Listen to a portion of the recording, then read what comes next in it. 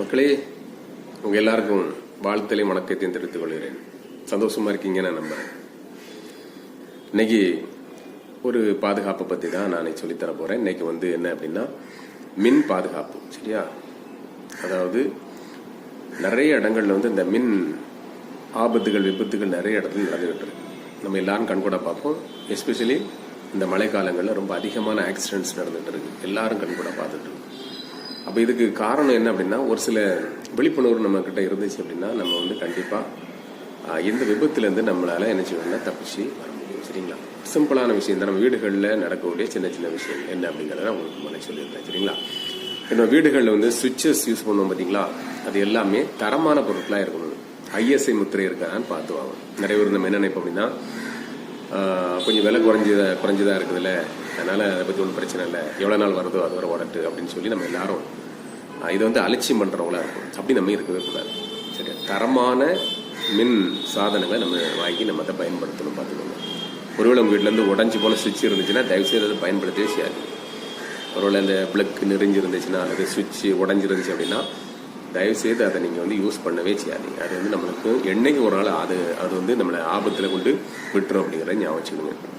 இப்போ நம்ம பொதுவாக மின் சாதனங்களை இயக்கும்போது இப்போ அயன் பாக்ஸாக இருக்கலாம், மிக்சியாக இருக்கலாம், கிரைண்டராக இருக்கலாம், நம்ம காலில் கண்டிப்பாக ஈரமில்லாத செருப்பு அல்லது கீழே ஒரு பலகை, ஈரமில்லாத சாக்கு வகைகள், ஈரமில்லாத துணிகளை போட்டு நம்ம அதில் என்ன செய்யணும், நம்ம நம்ம வேலைகளை செய்யணும்.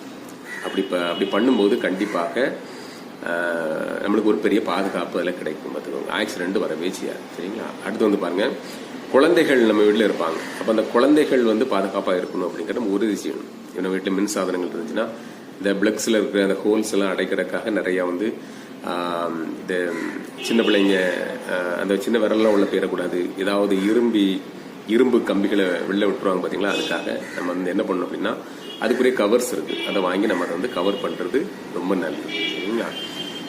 இப்போ உங்கள் வீட்டில் ஒரு சுவிட்சோ அல்லது ஏதோ ஒரு கரண்ட்ல ஃபால்ட், ஏதோ ஒன்றில் ஃபால்ட் வந்துட்டுன்னு வச்சுக்கோங்க. அப்போ நம்மளே அதை சரி பண்ணணும் அப்படின்னு நம்ம நினைக்கக்கூடாது. சரிங்களா? இப்போ ஏன் அப்படின்னா அதுக்குரிய எக்ஸ்பர்ட்டை கூப்பிட்டு வந்தால் நம்ம என்ன செய்யணும், கண்டிப்பாக அதில் நம்ம அந்த ரிப்பேர் பார்த்துக்கணும். நம்மளே செய்யக்கூடாது.